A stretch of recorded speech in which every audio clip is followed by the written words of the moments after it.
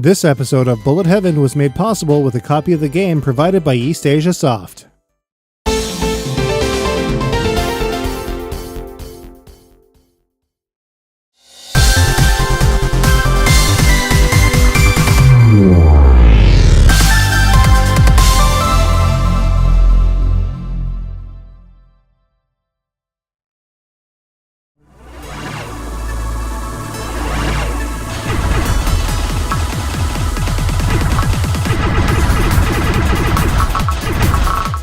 In episode 106 of Bullet Heaven, we took a look at NG Dev Team's Fast Striker Ver.1.5 for the Sega Dreamcast. Fast Striker Ver.1.5 is an excellent example of how multiple modes of play should be handled. More than just a bunch of difficulty tweaks, the gameplay and scoring mechanics are vastly different from each other from one mode to the next. See Eero Hero? This is how it's done.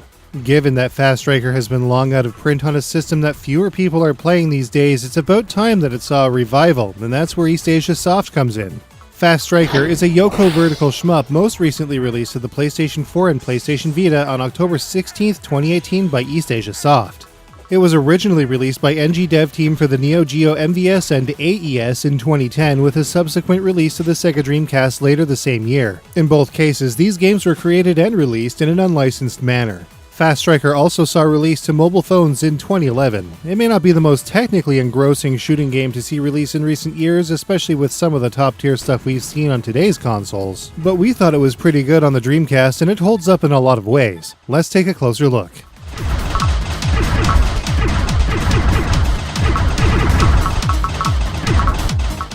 The core controls in Fast Striker are very simple. Players move their ship about the screen via typical 8-way controls with a decent rate of movement. Both the left analog stick and the D-pad do a decent job of this, though unlike the Dreamcast version, the control in general actually feels a little stiff. Mostly because of the PS4 controller. The D-pad is a little too shallow and the analog stick is, it's a freaking analog stick. We don't have an arcade stick for PS4, but we imagine it's probably a better choice. Thankfully, in the case of physical obstacles, players can often scrape by them without fear of destruction for at least a brief period of time.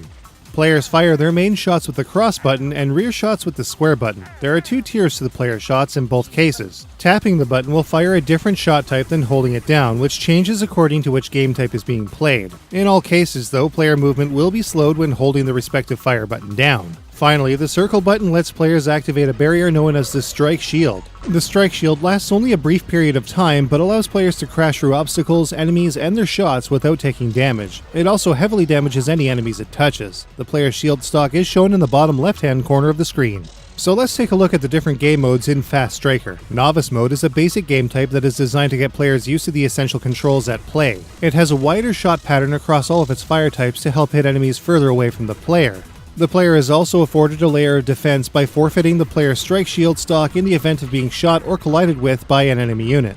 Players can recover their shields through pickups by repeatedly shooting Popo, a small blue robot who appears throughout each stage. Novice mode is capped out at only 5 stages out of 6 though, so players looking to see the real end of the game need to go to other modes instead. Original is the main mode to play for those looking for a decent challenge and more in-depth scoring mechanics. The player's fire differs in this mode in that a wider bullet shot is fired by tapping the cross button and a concentrated missile shot is activated when the shot button is held. These missiles are important when it comes to additional layers to the scoring, which we'll take a look at shortly. Rear shots are the same, however. Players also lose their shield stock when hit, and Popo once again drops replenishments to pick up in addition to killing certain enemies, allowing for a fairly defensive game style. There are more shield drops in this mode too, which helps in making efficient progress through the game on 1 credit. Maniac mode totally overhauls the game's parameters yet again with a spread shot through tapping and a beam shot when holding the fire button. In much the same way that the missiles augment scoring, so too does the beam, but it does so through proximity, and a certain beam type needs to be triggered.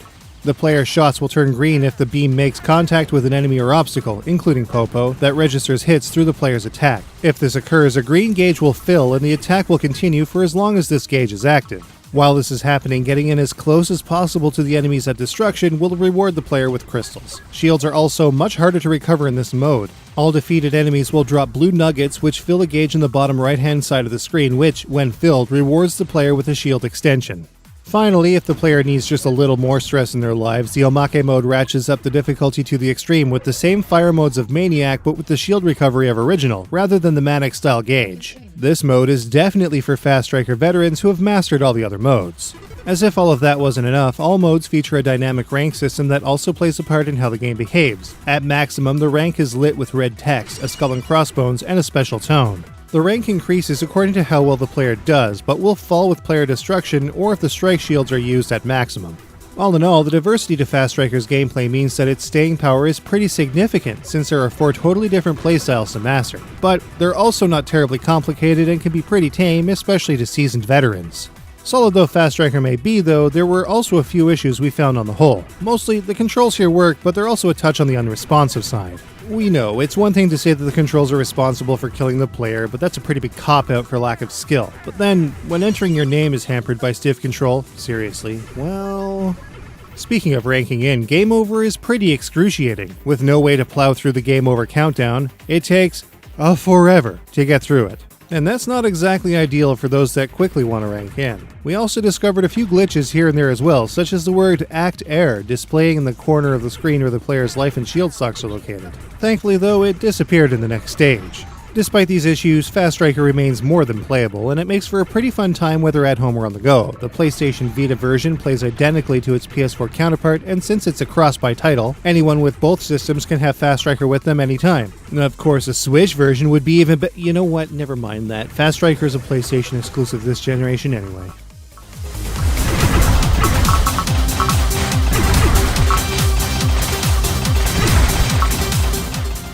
Each mode of Fast Striker has a vastly different way to play, and as such, they also have vastly different scoring systems as well. Some aspects are consistent across all modes, of course, but scoring here definitely makes for a dynamic experience as players make their way through each unique mode. Novice is the easiest of the bunch. Players collect stars that are dropped from fallen enemies. There are both small and large stars, which are worth specific amounts according to which are picked up. Small stars are worth 1, while large ones are worth 6. These stars are counted in the top left-hand corner of the screen in yellow, and are maintained until the end of the stage regardless of whether the player dies, unless the player continues. If a credit is used, the score and the combo will be wiped. This count multiplies the score obtained from any enemy kill in the game, so the more a player can collect, the better. While these stars only stay on screen for a certain amount of time, they can be drawn to the player when not shooting or when tapping the fire button.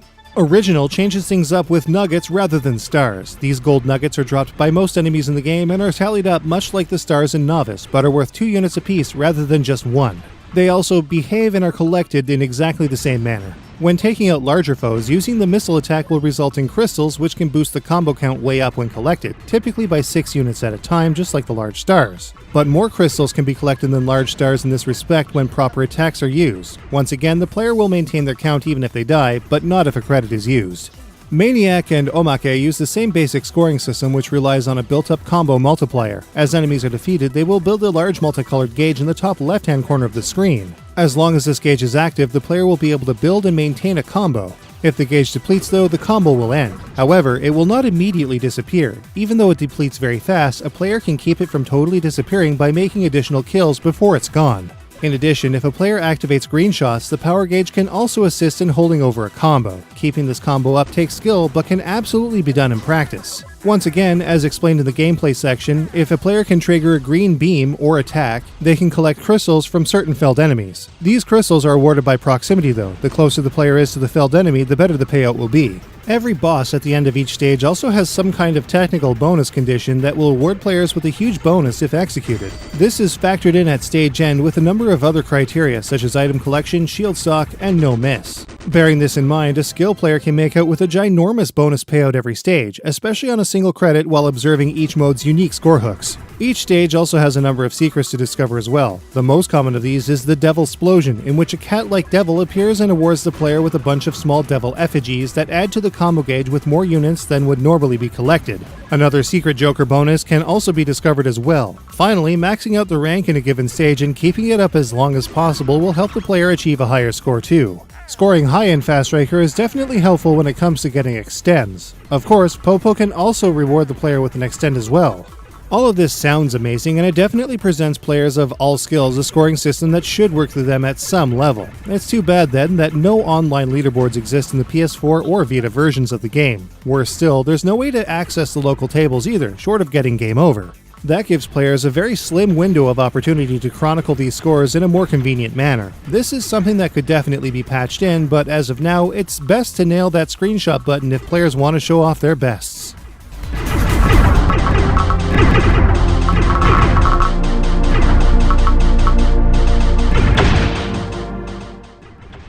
We felt that Fast Striker version 1.5 was pretty great for what it was on the now 20-year-old Dreamcast, but we've got to be just a little more scrutinous this time around. This is the PS4 after all, and what's here is largely the same as the 8-year-old Dreamcast version we took a look at in 2014. That means that visually you're not going to see much here that wasn't already in the VGA-ready Dreamcast, or even the Neo Geo for that matter. Being that the PS4, and even the Vita for that matter, outputs at a much higher resolution than 240p, it's no small wonder that Fast Striker looks incredibly dated, smooth though it might be. After all, the original Fast Striker releases were, despite the year of their release, made for systems that were designed completely with CRT televisions and monitors exclusively in mind. As a slight aside, keeping that in mind, while Fast Striker advertises 60 frames per second, a number of Famicom games also run at the same rate, with the same original resolution. That said, we were really hoping for revamped visuals on this one. Take a look at Redux Dark Matters, for example. It was released as an original Dreamcast title in 2015, and while it too had pretty low-res visuals, the HD version released to Steam was insanely well upscaled, boasting details the Dreamcast couldn't hope to match. The sound is identical here as well. That means the amazing soundtrack is back, but it also means that the super loud and sometimes annoying explosions are too, especially in the case of the bosses exploding at the end of the stage. At the very least, the PlayStation 4's sound capabilities are a lot better than the Dreamcast, making for some clearer effects. On the Dreamcast, Fast Striker was one of those games that had super overdriven sound that got pretty distorted when some explosions happened at stage end.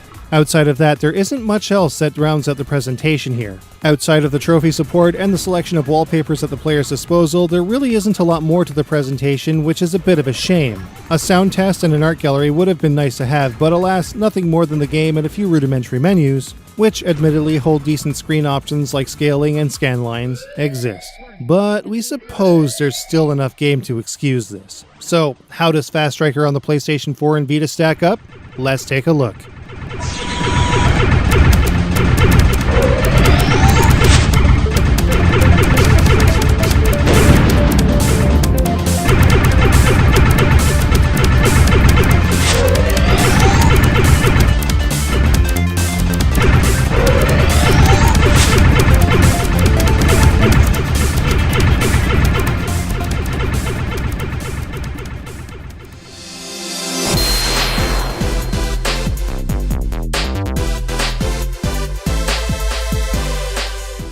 The control in Fast Striker on PlayStation 4 feels pretty stiff compared to the Dreamcast version, but it's still serviceable. Fast Striker isn't a terribly hard game, but the Omake mode will definitely make veterans sweat a bit. With 4 distinct modes, each with their own scoring systems, Fast Striker seems to have a lot going for it, but a lack of online leaderboards stunts its longevity.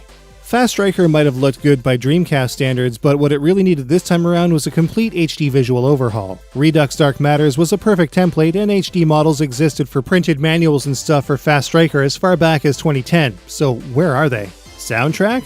Awesome. The thumpin' techno here is amazing all the way through. It's probably our favorite NGDev soundtrack to date. The sound effects though? Not as great. At the very least though, the PlayStation 4 and Vita handle louder effects a lot better than the Dreamcast did. The core ingenuity to Fast Striker is definitely maintained here, but this release definitely needed a lot more than just a high-def shell running a 240p game. Its lack of extra sting, even if the game is technically sound and fun to play, which it definitely is. Fast Striker is available now for, wow, just $7 US? Well gosh, that's a pretty great price, isn't it? And since it's also a cross-buy title, that means that players will have access to both the PlayStation 4 and Vita versions on a single purchase. Double value. Fast Striker is still a game we like to go back to every now and again for the Dreamcast. Having it on the go for the Vita is a pretty handy thing, so long as the bugger has a charge on it, of course. And having it reside on the PlayStation 4 at home makes for a very convenient pick-up-and-play scenario whenever our Dreamcast is packed away, which I guess is never these days, but you get what I'm saying. Regardless, especially for its tiny asking price, Fast Striker makes for a decent, if no frills, shooting experience, and it gets a 3.75 out of 5. You can get a copy of Fast Striker for PlayStation 4 and PlayStation Vita at the same time on the PlayStation Network store today. If it's a physical version you're after, PlayStation 4 and Vita limited editions including full manuals and soundtrack CDs are available on PlayAsia for about $35. We've got links to the goods below. Not bad at all, but we have another waiting in the wings, which has to be delayed ever so slightly due to some concerns. Until then, though, it's time to check out the insane Blackbird on Nintendo Switch. Did you know that if only 6% of our viewership contributed just $1 an episode, we could produce content full-time? It's true. That's, at most, $4 a month. Day can't even get an ice cap for that much. That's like 2 bottles of pop or something. So if you want to contribute to the show, Patreon is easily the cheapest way to do it. Link in the description below.